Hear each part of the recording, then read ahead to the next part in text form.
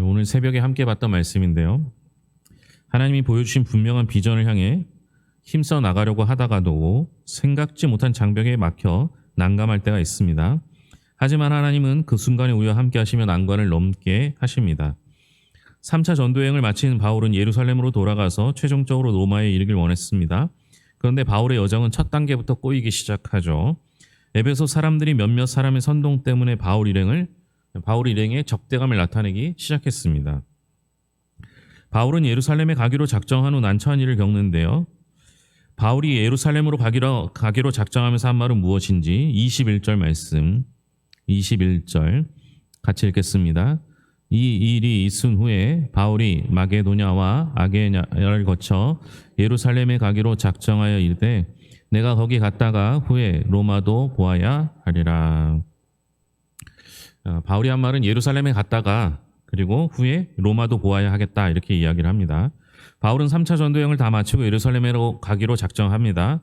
바울이 예루살렘에 가려는 건 모금된 헌금을 전달하기 위해서였습니다. 이미 우리가 지난주 말씀 보았던 안디옥 교회도 예루살렘 교회가 어려움에 처하자 모금을 해서 돕는 역할을 하죠. 그러니까 예루살렘 교회가 교회 모태였음에도 불구하고 많은 이들의 도움을 받고 그 전달의 역할을 바울이 많이 했었습니다. 그러니까 바울이 예루살렘에 가려는 건 종착지가 아니었죠. 바울은 로마도 보아야 하겠다라고 말합니다. 예루살렘을 거쳐 로마로 가길 원했죠. 그런데 바울에게도 로마도 사역의 종착지는 아니었습니다. 로마서 15장에 보면요. 바울은 당시 세상 끝이라고 여겨지는 서바나까지 이르러 복음 전하기를 원했습니다. 그러니까 바울의 로마도 보아야 하리라라는 소망은 복음을 온 세계에 전파하려는 선교적 비전이었던 것입니다. 여기서 이제 데메드리오가 나오는데요. 신상 제작 산업 관계자와 에베소 시민을 어떤 명분으로 선동하고 있는지 한번 보겠습니다. 23절부터 27절까지인데요. 23절부터 27절입니다. 같이 읽겠습니다.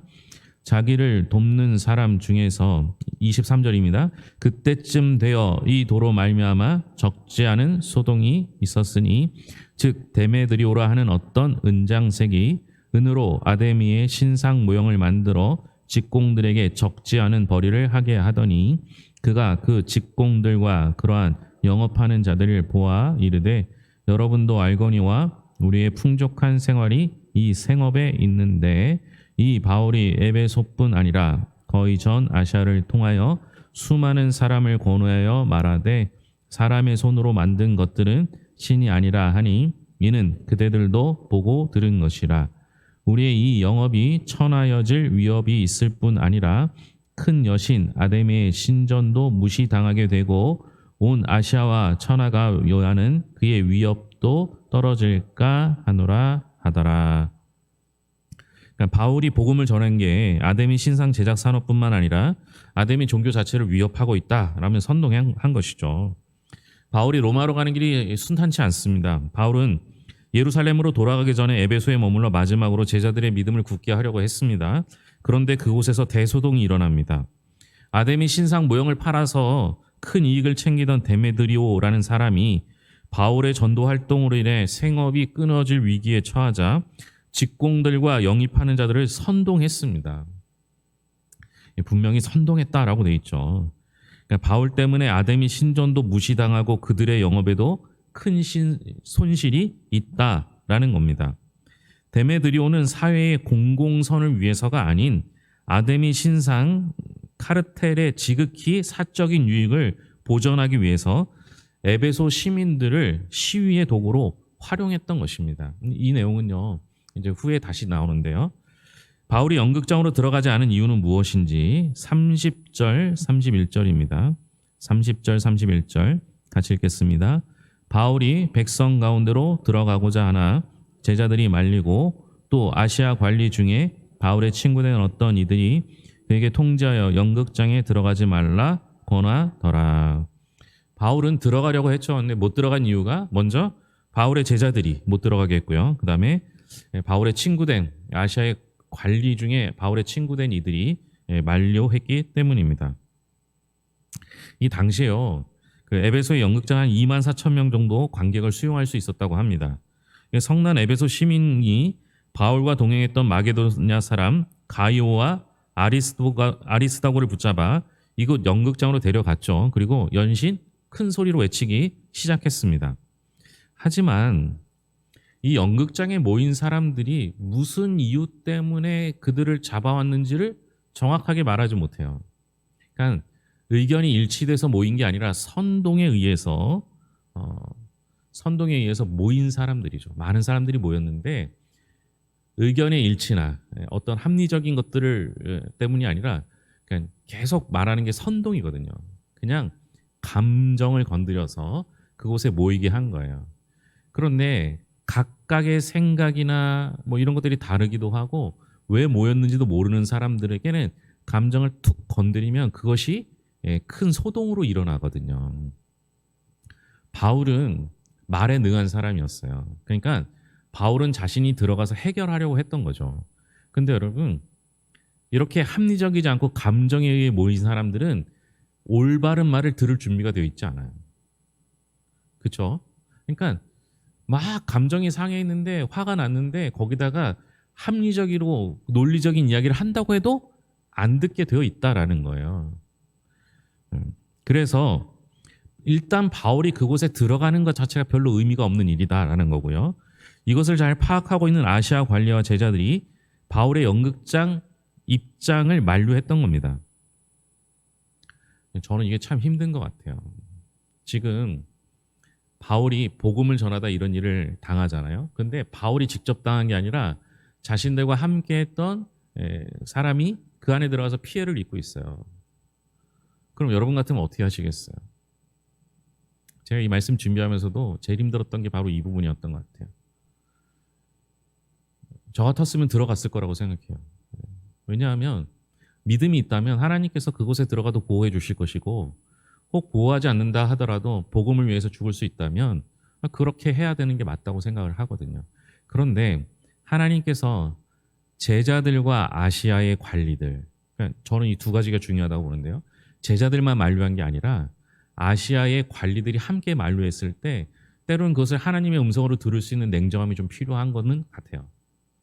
그러니까 우리의 복음은 항상 직진이 아니라는 거예요. 우리가 복음 증거할 때도 전도할 때도 마찬가지예요. 기분 나쁘게 얘기해서 올 사람은 없어요. 그렇죠? 아니 남편이든 애들이든 자녀든 기분 나쁘게 말해서 올 사람이 누가 있겠어요. 그죠? 그러니까 직진이 아닌 또 막아야 될 때 하지 말아야 될 얘기가 있고 그걸 참을 수 있어야 되는데 잘 안 되잖아요. 현실 상황을 침착하게 판단하고 한 발을 물러설 수 있는 것도 지혜가 될 수 있습니다. 그러니까 하나님이 막으실 수도 있는 거잖아요. 그죠? 바울이 3차 전도여행을 마치면서 예루살렘에 방문하는 것은 사역의 마무리가 아니라 로마 선교를 위한 선교 임학의 시작이었습니다. 로마로 가야 하는 건 새로운 선교 비전이었습니다. 근데 하나님께서요, 로마로 기가 막히게 보내시죠. 이제 우리 요새 뭐 사도행전을 계속 읽으셨다면 알겠지만, 다른 사람들도 아닌 관리들을 통해서 감옥에 갇히듯이 호송되어서 로마까지 가잖아요. 안전하게. 참 신기한 일이죠. 그러니까 우리가 소망을 품으면 하나님께서 그 길을 열어주세요. 때로는 막으시기도 하지만 그 막는 방법이 하나님의 길을 알려주기 위함일 수도 있다라는 거예요. 그러니까 여러분 우리가 항상 민감해야 돼요. 항상 조심해야 되고요. 바울은 로마로 향하는 여정을 시작하기도 전에 에베소에서 위기를 만났습니다. 하나님 나라의 비전을 품고 일하더라도 언제든 돌발 상황이 맞닥뜨릴 수 있습니다. 그러니까 하나님의 나라의 비전을 구하다가 무조건 내 생각이 맞다고 하시면 안 되는 게 아니라 안 되는 것이라 하나님께서 무엇을 원하시는지 항상 찾아야 하는 것이죠. 바울 일행이 위기를 맞을 때 하나님의 보이지 않는 손이 돌보십니다. 에베소 사람들이 연극장에서 2시간 동안 아데미 신을 연호하면서도 정작 알지 못한 것은 무엇인가? 32절부터 34절까지 같이 읽겠습니다. 사람들이 외쳐 어떤 이는 이런 말을 어떤 이는 저런 말을 하니 모인 무리가 분란하여 페반이나 어찌하여 모였는지 알지 못하더라. 유대인들의 무리 가운데서 알렉산더를 권하여 앞으로 밀어내니 알렉산더가 손짓하여 백성에게 변명하러 하나 그들은 그가 유대인인 줄 알고 다한 소리로 외쳐 이르되 그가 크다 에베소 사람의 아데미어 하기를 2시간이라 하더니 2시간 동안 아데미 신을 연호했는데요. 정작 알지 못한 건 뭐냐? 32절에 보면 어떤 사람은 이런 말, 어떤 사람은 저런 말을 해서 모인 무리가 문란해서 왜 모였는지를 알지 못하는 거예요. 에베소 시민들은 영분도 모른 채 영국장으로 몰려와서 아데미 여신을 2시간 동안 외쳤습니다. 소수의 신상 제작자들이 자신들의 유익을 위해 대중을 선동하면서 과도한 염려와 불안을 전염시켰습니다. 연극장에 모인 군중은 도대체 무슨 일이 일어났는지 현실 파악도 제대로 하지 못한 채 무턱대고 소수의 선동가가 던지는 구호를 따라 외친 거죠. 이 에베소 사람들은요, 함께 있던 유대인조차 바울의 일행으로 오해하며 적대시했습니다. 유대인 알렉산더가 자신들은 바울 일행과 다르다며 거리를 두려 했지만 군중의 거센 함성을 이길 수는 없었습니다. 복음 전도 활동이요, 논리적이고 합리적으로 거부되는 게 아니에요. 비이성적인 소리에 의해 제지되는 경우가 훨씬 많아요. 그러니까 계속 강조되는 게 선동이죠. 그 선동 때문에 결국 알지도 못하고 나서 소리만 지르다가 온 거예요. 근데 이때 하나님의 예비된 사람이 나타나죠. 서기장이요, 해산을 설득하며 제시한 근거가 나오는데 35절부터 41절인데요. 여기서 37절을 먼저 읽겠습니다. 37절 같이 읽겠습니다. 신전의 물건을 도둑질하지도 아니하였고 우리 여신을 비방하지도 아니한 이 사람들을 너희가 붙잡아 왔으나, 그러니까 37절에 보면 붙잡힌 사람들은 도둑질도 아니했고 신을 비방하지도 않았다는 거예요. 잘못한 게 없다라는 거예요. 법적으로 잘못한 게 없다. 38절 39절 읽겠습니다. 만일 데메드리오와 그와 함께 있는 직공들이 누구에게 고발할 것이 있으면 재판날도 있고 총독들도 있으니 피차 고소할 것이요, 만일 그 외에 무엇을 원하면 정식으로 민회에서 결정할지라. 이 문제는 정식 재판을 통해 합법적으로 문제를 해결할 수 있다라는 걸 이야기하고 있습니다. 그리고 이제 40절입니다. 오늘 아무 까닭도 없는 이 일에 우리가 소요 사건으로 책망받을 위험이 있고 우리는 이 불법 집회에 관하여 보고할 자료가 없다 하고, 서기장이 두 가지 이유를 말하고 세 번째 뭐라고 말하는 거예요? 이 집회는 불법 집회라는 거예요. 근데 이 불법 집회를 로마에 보고했다간 로마의 위협을 받을 수 있다라는 것을 설명하고 있습니다. 서기장은요, 에베소시의 고위 관리의 직명입니다. 군중 집회의 결의를 문서로 작성하는 사람이죠. 그러니까 바울이 얘기하는 건 안 들어도요, 이 사람 얘기는 들어야 되는 거예요. 왜냐하면 그가 문서에 어떻게 보고하느냐에 따라서 로마에 보고하게 되고 로마에서 이들을 위협할 수 있기 때문에 조심해야 될 사람이 서기장이었던 거예요. 오늘 새벽 예배 때는 이 서기장은 자기가 관리하는 도시에서 밀란이 나지 않기를, 그냥 안전한 것을 보고하기를 원하던 사람이었던 것이죠. 그러니까 이 사람은 복음 때문이 아니라는 거예요. 그 복음 때문에 했다는 근거는 없으니까요. 복음 때문이 아니라 자신의 직업에서, 자신의 직종에서 로마로부터 위협받지 않는, 로마로부터 찍히지 않기 위해서 이 일을 행했던 거예요. 그런데 꽤 합리적으로 이야기합니다. 연극장에서 시위하는 사람들한테 이 사람 특별한 잘못이 없어 보이나 만약 당신이 고소하고 싶으면 정식으로 재판을 회부하든지 민회에 고소를 하든지 이렇게 하는 거라고 말합니다. 그리고 시위대를 해산하죠. 지금 상황은요, 바울이 들어가면 해결할 수 있었느냐 없었느냐 안 된다는 거죠. 감정적인 사람들한테. 그런데 그 감정적인 사람들한테 말이 먹히는 사람이 있었는데 그 사람이 누구냐? 서기장이라는 거예요. 그 서기장이 나가서 합리적인 설명을 통해서 그 민회, 소동을 선동하여 소동을 일으킨 것을 해산하게 됩니다. 그러니까 이때 더 필요한 건 바울이 아니라 서기장이었던 것이죠. 그런데 그러면 우리의 입장에서 볼 때 이것을 어떻게 설명할 수 있습니까? 과연 이 일을 누가 하신 걸까요? 바울을 막은 것도, 서기장이 나와서 이 문제를 해결한 것도 누가 하셨다고 볼 수 있어요? 우리가 보기엔 하나님이 하셨다라는 거예요. 우리가 생각하기에는 반드시 하나님의 사람들을 통하여 하나님이 일하실 것 같지만 우리 하나님께서는 온 세상의 주관자가 되시기 때문에 하나님의 사람들이 아닌 세상의 관리들을 통해서 일하실 때도 있다라는 거예요. 하나님은 에베소 사람들의 비상식적인 집단 행동을 서기장이 합리적인 판단으로 막으셨습니다. 하나님께서 드러나지 않게 바울 일행을 도우신 거죠. 이게 왜 중요한지 아십니까?